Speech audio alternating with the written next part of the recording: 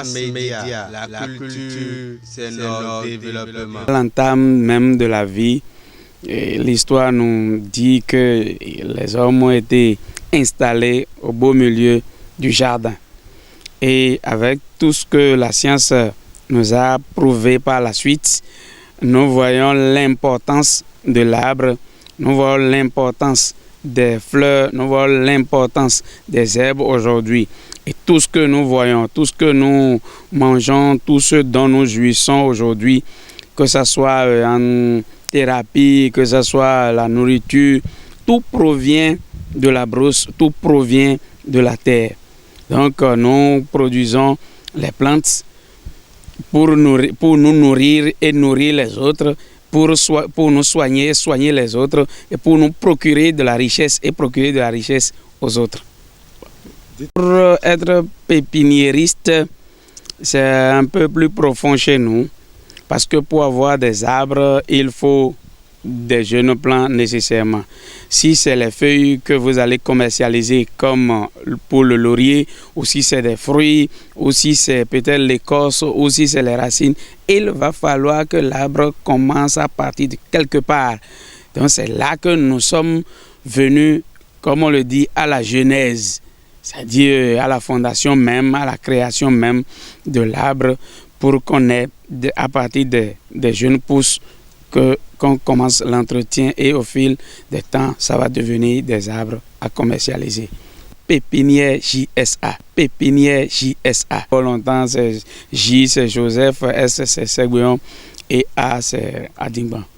Donc, c'est une compilation de mon nom. S'il va falloir qu'on parle de plantes, il n'y a pas cette plante-là qu'on va dire qu'on ne va pas essayer. On va essayer quand même avant que ça ne réussisse pas. Mais chez nous, nous n'avons pas d'impossibilité. Nous ne parlons pas d'incapacité non plus. C'est peut-être raison de temps ou raison de climat ou raison de saison. Mais toujours est-il que le laborantin, lui, il n'est jamais fatigué. Il a la détermination et c'est un jusqu'au boutiste. C'est qui nous sommes. Et nous ne nous décourageons jamais. Nous avons assez de plantes que nous produisons autour de notre laurier, qui est notre matière principale. Nous avons, en plus du laurier, nous produisons le petit cola, par exemple, qui a une essence en voie de disparition ou complexe dans sa production. Nous avons les essences comme quatre côtés, qu'on appelle scientifiquement tétrapleura.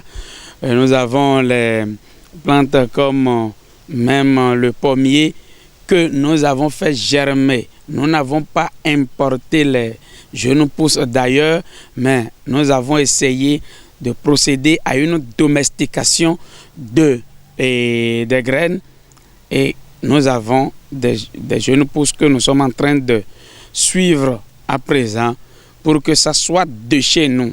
Si j'ai parlé de domestication, même le laurier que nous avons, les tout premiers qui sont venus des Antilles, mais ces tout premiers plants ne sont pas produits ici et n'ont pas affronté le climat d'ici.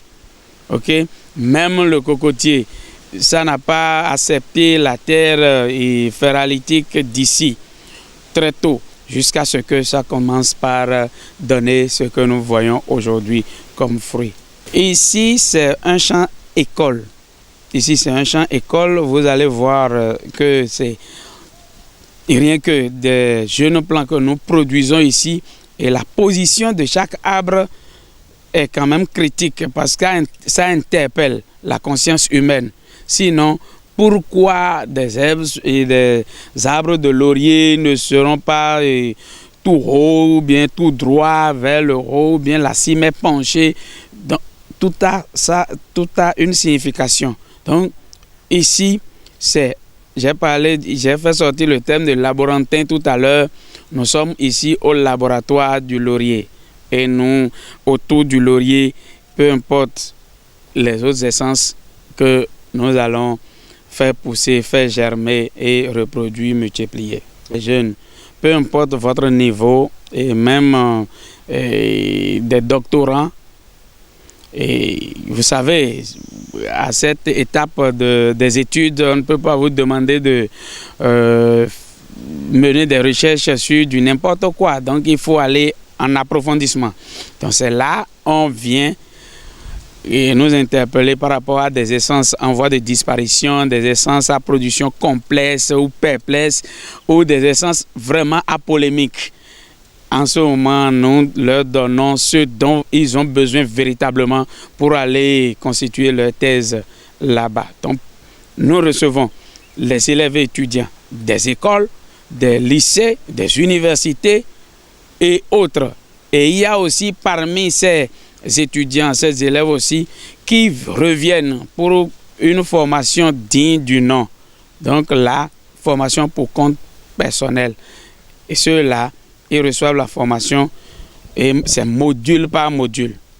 Module par module et chacun vient, on lui sert ce dont il a besoin pour qu'il s'installe réconfortablement. J'ai toujours géré des difficultés, ce que je n'ai pas appelé difficultés parce que je n'ai jamais eu un coup de main du pouvoir central ni d'une organisation de bon cœur, s'il faut le dire.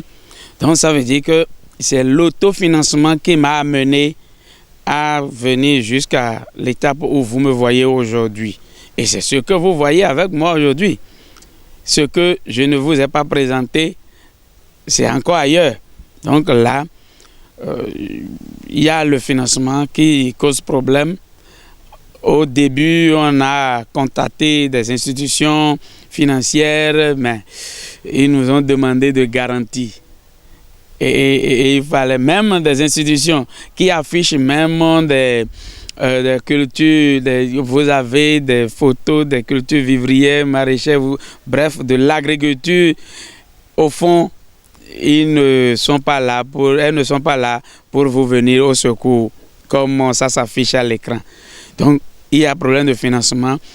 Et ici, il y a le problème socio-culturel.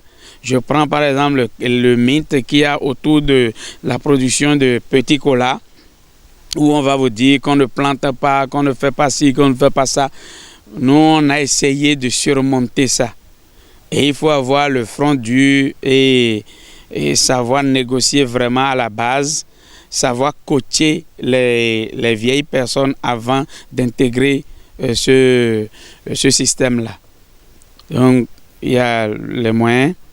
Et s'il faut parler des projets, nous en entendons parler, mais nous n'en avons pas reçu et ça a fait que on s'est dit que nous avons un objectif à atteindre. On a eu le front dur et nous continuons comme ça. Pour ce que vous aurez à faire, si vous aspirez vraiment à l'agriculture, il faut d'abord cultiver la passion de ce que vous voulez entamer en vous. Après ça, il faut, si je parlais de la passion, il faut avoir les yeux sur la destination. Ne pas être pressé pour récupérer l'argent. Ce qui est sûr, quand vous forcez très bien pour travailler, l'argent est obligé de vous chercher. En ce moment-là, ce n'est plus vous qui alliez chercher l'argent, mais l'argent viendra vous chercher forcément. Parce que tout ce que vous voyez aujourd'hui, on entend coco, c'est pour dire bon, je voudrais des jeunes plants de ceci ou de cela, ou bien des feuilles de tel ou tel, ou bien l'écorce de tel ou tel. Sinon, après les plantes aromatiques, il y a les plantes médicinales, il y a aussi les bois d'œuvre, je veux parler de l'eucalyptus. Et non, quand vous venez avec votre moyen, avec vos millions là, on vous regarde et on étudie le projet qui est adéquat, qui est propre à vous, le projet qui est conforme ou qui peut cohabiter avec votre nature ou votre personne. Celui-là qui vient pour dire qu'il veut mettre le palmier à huile, on va l'étudier. Quelqu'un qui vient pour dire qu'il va mettre du laurier, on va l'étudier. Petit coin, on va l'étudier. On peut essayer de tailler les projets et revenir juste à l'eucalyptus pour la personne, compte tenu des critères que la personne va présenter. Parce que quelqu'un qui est trop mobile, par exemple, on ne peut pas lui proposer des essences qui nécessitent la présence du producteur au jour le jour. Donc, c'est une étude approfondie que nous menons et c'est notre travail. Nous avons de la joie à le faire.